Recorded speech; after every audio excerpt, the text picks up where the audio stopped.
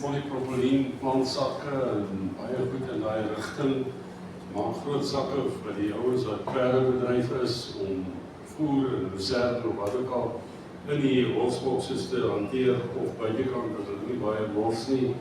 So daai gedeelte doen ons, dan ons so 'n bietjie goed rondom landscaping en ons verkoop weedmat ook. So met die jare het ons nou al redelik landbou ondervinding gekry.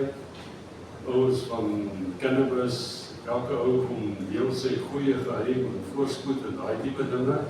So ons kan in baie gevalle van een kliënt se suksesverhaal oordra na 'n nuwe kliënt toe.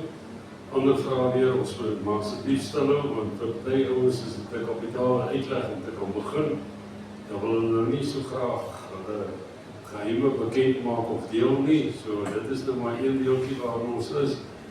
So min of meer goed met die landbou, landscaping en sakke. Skies ek het hier 'n ding gebring.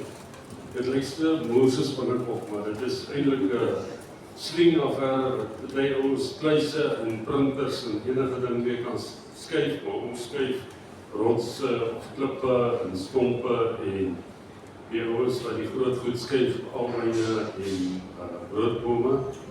Dan werk hierdie goed, ons het verskillende groottes van dit. So